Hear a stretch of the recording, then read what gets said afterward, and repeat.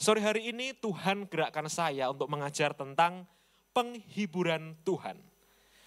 Suatu hari Yunus, salah satu tokoh Alkitab itu ya, dia diutus oleh Elohim pergi ke Niniwe. Niniwe sekarang itu namanya negara Irak. Di Niniwe itu adalah ibu kota kerajaan Asyur kuno. Kenapa disebut ibu kota? Karena itu adalah kota terbesar di dunia pada waktu itu. Jadi di zaman kerajaan Asyur, kota itu berkembang sangat pesat menjadi pusat peradaban. Dan di sana kurang lebih ada 120.000 penduduk. Maka Yunus mendapat panggilan Tuhan. Orang Yahudi kan Yunus, Niniwe jelas non-Yahudi. Yunus disuruh Tuhan pergi ke Niniwe. Tapi apa yang dia lakukan? Dia justru pergi ke Tarsis. Pergi ke Tarsis lewat mana? Dari kota yang namanya Yafo. Kota Yafo itu sampai dengan hari ini masih ada. Namanya kota Tel Aviv di Israel ya. Kota pusat bisnis di Israel. Lalu dia pergi ke Tarsis. Tarsis itu kalau kita lihat di peta, dia naik kapal dari Yafo pergi ke barat, ke Laut Mediterania, kurang lebih ke daerah di Spanyol. Jadi ketika dari Tel Aviv Yafo mau ke Niniwe itu kurang lebih ke utara, ini Yunus perginya ke barat gitu ya, ke Eropa. Nah, saya tidak akan bercerita tentang bagaimana Yunus ditelan ikan, lalu dia dimuntahkan kembali, karena itu adalah cerita sekolah minggu. Saya harap Anda sudah hafal ceritanya. Tapi yang menarik adalah ketika Yunus sampai di kota Niniwe, dia berkata, 40 hari lagi kota Niniwe akan dihancurkan karena kejahatannya, karena dosanya. Maka pada waktu itu raja kota ini, seluruh rakyat yang ada itu tobat, langsung puasa. Bahkan Raja Niniwe memerintahkan semua hewan ikut puasa. Jadi kalau Anda baca itu ya, kambing, domba yang punya anjing, kucing, itu nggak boleh makan, nggak boleh minum. Kenapa? Supaya bertobat, memohon ampun kepada Tuhan Elohim, sehingga Tuhan Elohim tidak jadi menghanguskan kota Niniwe ini. Nah, ini orang-orang tipe begini ini ya, mirip orang-orang tahanan-tahanan yang divonis hukuman mati, saudara. Jadi ketika hakim sudah tok hukuman mati, langsung tobat biasanya. Langsung pakai atribut atau pakai pakaian yang terlihat rohani ya, menurut agama masing-masing. Ada seorang hamba Tuhan di luar kota Semarang, dia terkena kasus asusila dengan jemaatnya sendiri. Apa yang terjadi ketika dia dibawa ke kantor polisi, kebetulan di bawah umur korbannya, dia datang ke kantor polisi membawa apa? Alkitab. Sungguh gak punya malu saudara.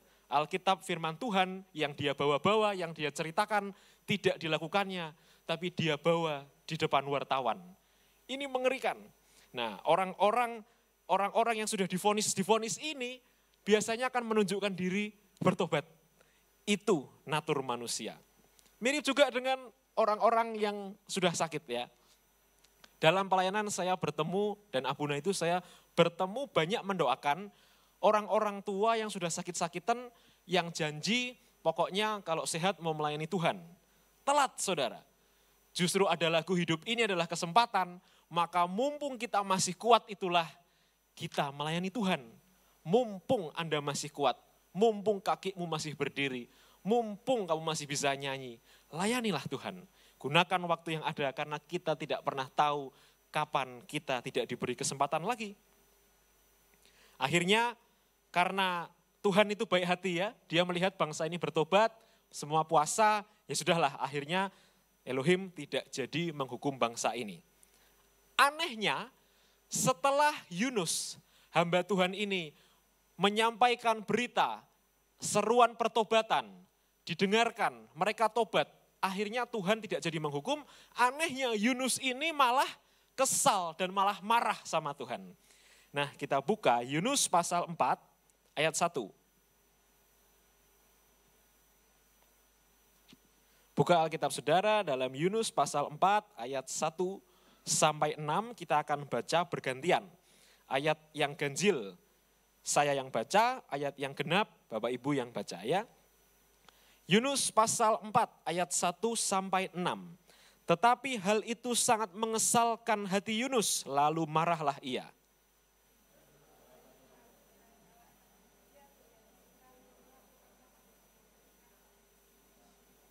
Itulah sebabnya maka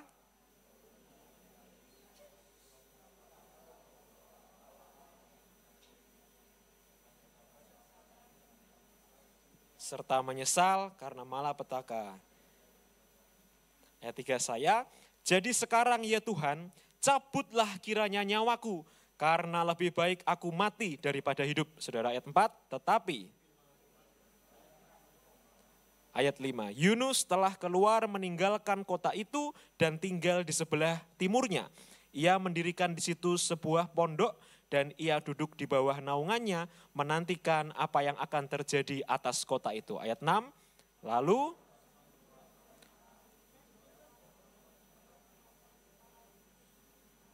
agar ia terhibur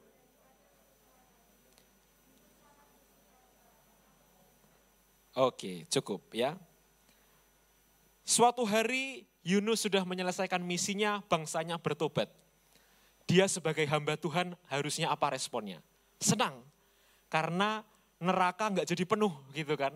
Dia harusnya responnya senang, karena bangsa-bangsa asing akhirnya dibawa ke surga, tobat. Tapi apa yang terjadi? Dia justru marah dan kesal. Dia justru ngomong sama Tuhan, Tuhan, itulah kenapa aku nggak mau ke Niniwe, karena aku tahu bahwa suatu hari Tuhan akan mengampuni dan Niniwe batal untuk dihancurkan. Saudara tahu ini adalah sikap hati rasisnya orang Yahudi yang sampai dengan hari ini masih ada. Jadi bagi orang-orang Yahudi yang garis keras ya, mereka berkata keselamatan hanya ada pada orang Yahudi. Jadi semua non-Yahudi seperti kita mati, binasa. Mereka sampai dengan hari ini masih berpikir seperti itu. Jadi yang garis keras itu tidak mau bicara sama orang non-Yahudi. Tidak mau menjamu tamu non-Yahudi.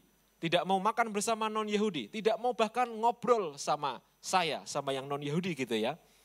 Kenapa? Karena mereka berpikir kasta mereka kasta tertinggi, bangsa pilihan Tuhan. Tapi di sini Yunus, Tuhan ingin mengubah cara berpikir Yunus, bahwa keselamatan bukan hanya milik orang Yahudi, keselamatan milik semua manusia yang mau percaya dan bertobat kepada Tuhan.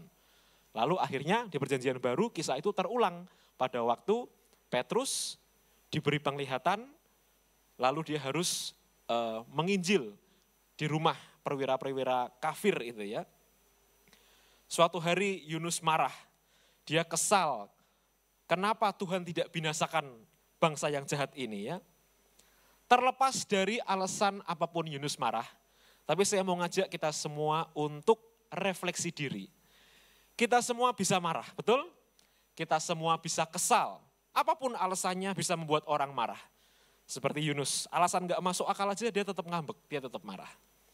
Hari-hari ini saudara, Tuhan pertemukan saya dengan orang yang selalu membuat hati kesal. Yang selalu membuat hati gitu ya. Karena saking kesalnya, karena kebodohannya. Tapi orang ini merasa pintar dan menuduh saya yang bodoh gitu. Aduh, kalau debat terus ini gak akan ada habisnya. Akhirnya saya ngalah. Itu yang namanya rasa kesal hati itu saya sedang alami hari-hari ini. Kesel banget. Itu kalau orang Jakarta bilang ya, kalau gak dosa udah gue tonjok nih orang. Gitu ya. Tapi apa firman Tuhan berkata, kasihilah musuhmu dan berdoalah bagi mereka yang menganiaya kamu.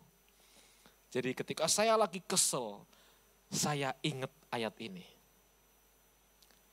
Saya ingat firman Tuhan ini. Tapi Tuhan itu baik. Ketika Tuhan suruh hambanya. Jadi di mata Tuhan saudara, Yunus dan orang Niniwe di mata Tuhan sama. Ketika Tuhan suruh Yunus pergi ke Niniwe, Tuhan membuat keselamatan di kota Niniwe, akhirnya Tuhan juga menghibur Yunus. Dia sudah suruh anaknya, lalu anaknya kesel. Tadi yang Yunus katakan, bahwa Allah adalah pengasih dan penyayang, panjang sabar dan berlimpah kasih setia, dan menyesal atas malapetaka yang hendak didatangkannya. Maka Tuhan menghibur Yunus. Tuhan tiba-tiba memunculkan yang namanya pohon jarak. Coba katakan bersama dengan saya, pohon jarak ajaib. Kenapa saya katakan ajaib, saudara? Karena pohon ini adalah pohon supernatural. Pohon yang tiba-tiba tumbuh besar, lalu bisa menaungi kepala Yunus. Tidak ada pohon di dunia ini, tidak ada orang yang bisa menumbuhkan pohon dalam waktu sekejap ya. Kecuali editan video. Tapi karena Elohim sang pencipta berkehendak, tiba-tiba tumbuhlah pohon supernatural ini. Dan kita baca di Yunus pasal 4 tadi, pohon jarak ini membawa penghiburan dan sukacita. Kenapa pohon jarak? Sesuatu yang hijau. Sebenarnya Tuhan sedang ngasih kode ke kita Bapak Ibu. Bahwa kalau Anda lagi kesal, hatimu lagi kesel, lagi marah, coba lihat yang hijau-hijau. Apa yang hijau-hijau? Duit, bukan saudara. Pohon. Pohon ya. Di Taman Eden adanya pohon-pohon. Manusia diciptakan untuk tinggal di taman. Diciptakan untuk melihat yang hijau-hijau. Maka di situ ada ketenangan. Ya namanya Taman Eden pasti beda, karena itu tamannya Tuhan. Walaupun kita tidak di Taman Eden secara fisik, tapi coba praktekkan. Anda lagi stres, lagi butek ya. Coba pergi ke daerah Ungaran, lihat Gunung Ungaran, hijau-hijau. Pergi ke hutan karet di Ngalian, naik lagi. Nah itu. Coba lihat-lihat, duduk di bawah pohon seperti yang Yunus lakukan. Di situ tanpa sadar ada ketenangan secara spiritual. Maka kalau Anda lihat saudara, orang-orang desa ya, yang hidupnya sederhana, nggak neko-neko, nggak minta aneh-aneh, mimpinya nggak terlalu tinggi, permintaannya nggak banyak. Orang-orang desa ini secara emosional tuh lebih tenang. Mereka lebih tenang, mereka lebih santai, berpikir dengan dingin. Jadi tidak semua tuh dibawa panas, dibawa marah gitu ya. Maka apa yang terjadi? Umur mereka lebih panjang. Bandingkan dengan orang-orang kota. Dengan tingkat kepadatan yang sangat tinggi seperti kota Jakarta ya. Ada jemaat kita itu mau dipromosi ke Jakarta, dia nggak mau katanya. Hidup di Jakarta betul sih gajinya tinggi, tapi biaya hidup lebih tinggi, tapi kena macet, berangkat pulang 4 jam gitu kan. Orang-orang yang di kota-kota besar dengan tingkat kepadatan yang sangat padat itu, pasti stresnya lebih tinggi. Ketika manusia stres, manusia marah dan mudah untuk kesal, akhirnya yang bahaya adalah manusia itu nanti pengen cepat mati. Seperti yang Yunus alami. Nah saya beritahu saudara, Yesus dia pernah berada di titik paling sedih dalam hidupnya. Di mana? Di Taman Getsemani. Alkitab menceritakan bahwa Yesus berkata, hatiku sangat sedih, seperti mau mati rasanya. Yesus ngomong seperti itu sama murid-muridnya. Kenapa? Karena Yesus ketakutan. Di Taman Getsemani tinggal tunggu hitungan menit. Dia akan diserahkan kepada orang-orang pendosa untuk disiksa dan dibunuh. Jadi sisi manusianya ada bahwa dia takut. Kita buka Lukas pasal 22 ayat 44.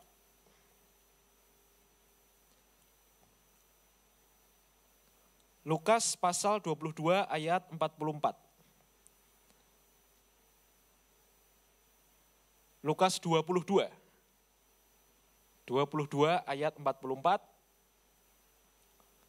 Ya, belum. Ya, kita baca sama-sama. 2, 3. Ia sangat ketakutan dan makin bersungguh-sungguh berdoa. Peluhnya menjadi seperti titik-titik darah yang bertetesan ke tanah. Saudara, Alkitab mendeskripsikan dengan sangat detail. Keringatnya menjadi seperti titik-titik darah yang bertetesan ke tanah. Artinya pembuluh darahnya pecah. Pembuluh darah pecah, merobek jaringan kulit, keluar dari kulit. Saya belajar sedikit kedokteran, saudara. Tubuh kita ini disetting oleh Tuhan, tidak bisa mengeluarkan darah dengan sembarangan. Misalnya Anda tergores pisau, lalu keluar darahnya, itu artinya pisaunya sudah merobek jaringan kulit terdalam. Jadi tubuh kita tidak disetting sekali lagi untuk mengeluarkan darah. Jadi tubuh kita punya sistem di mana tubuh ini akan menahan supaya darah tidak bisa keluar. Maka apa yang terjadi dengan orang yang sudah meninggal dunia? Pernah Anda datang ke yang lagi berduka, hidungnya ditutup. Hidungnya ditutup kain, telinganya ditutup kain, karena kalau tidak ditutup akan keluar darah. Ketika orang sudah meninggal, darah itu akan keluar secara otomatis. Kenapa? Karena sudah tidak ada lagi penahannya. Tapi selama orang masih hidup, manusia itu tidak didesain untuk berdarah. Tapi apa yang Yesus alami? Dia berada di dalam tubuh yang fana kan, tubuh manusia. Pembuluh darahnya pecah, bahkan merobek jaringan kulit, darahnya keluar dengan begitu saja. Tanpa disakiti loh, pada waktu itu belum disakiti. Artinya apa saudara? Penderitaan yang Yesus alami itu sangat berat. Tapi apa yang terjadi? Pemain musik maju ke depan. Ada di ayat 43. Lukas 22 ayat 43. Maka seorang malaikat dari langit menampakkan diri kepadanya untuk memberi kekuatan kepadanya. Elohim mengirim malaikatnya untuk memberi kekuatan. Saudara, Anda pernah tidak kesal, marah sampai darah Anda keluar? Saya rasa tidak ada yang pernah seperti itu ya. Pernahkah Anda merasa sedih dan ketakutan sampai darah Anda keluar? Saya rasa tidak ada yang pernah. Artinya apa? Seberat-beratnya hidupmu, semenderita-menderitanya kamu, seberat-beratnya pergumulan yang sedang Anda alami, tidak lebih berat dari yang Yesus alami. Maka sore ini saudara, saya mengajak kita semua untuk berdoa seperti Yunus, seorang manusia biasa seperti kita, yang sedang kesal dan sedang marah, tapi Elohim memberikan pohon jarak untuk menghibur dia. Kita berhak minta kepada Tuhan, Tuhan, aku minta pohon jarak ajaib itu. Aku minta sesuatu yang bisa menghibur aku, karena aku percaya Tuhan itu sanggup melakukan apapun. Dan pohon jarak itu bukan berarti habis ini Anda pulang rumah beli pohon jarak tanam di rumah, bukan saudara ya. Pohon jarak itu dalam dunia modern bisa jadi apapun. Bisa dalam bentuk kado, hadiah dari Tuhan. Bisa dalam bentuk promosi, Anda naik jabatan. Bisa dalam bentuk menang undian. Seperti jemaat pernah alami ya, menang undian motor satu Indonesia luar biasa. Motor mahal. Itu pohon jarak dari Tuhan. Cara Tuhan menghibur kita. Agar kita tidak sedih lagi. Bisa tiba-tiba dapat tur gratis ke Cina ya kan? Siapa yang tahu? Jangan pernah membatasi kuasa Tuhan bekerja. Dia Allah yang kreatif. Dia punya 1000 cara untuk memberikan pohon jara ajaib itu ke hidupmu. Maka sore hari ini minta sama Tuhan. Dan yang terakhir saudara, kita punya yang namanya penghibur. Siapa penghibur itu? Roh Kudus. Yesus berkata, aku harus kembali kepada Bapa ke surga, supaya roh penghibur yang dari Bapa itu bisa turun. Artinya, Roh Kudus tercurah di bumi, Roh Kudus ada di sini, Roh Kudus ada di hati saudara. Jadikanlah Roh Kudus teman Anda. Roh Kudus, aku lagi kesal karena begini. Roh Kudus tolong kasih kekuatan. Saya sudah coba doa itu saudara, berhasil. Roh Kudus, aku pengen begini. Kalau engkau izinkan buka jalan, kalau engkau nggak izinkan tutup jalan. Roh Kudus adalah sahabat kita. Penolong dari Bapa untuk menolong orang-orang percaya, untuk menghibur orang-orang percaya. Maka sore hari ini kita akan berdoa agar Tuhan sendiri yang bekerja memulihkan setiap kita. Roh Kudus hadir di sini, mengalir di bait suci.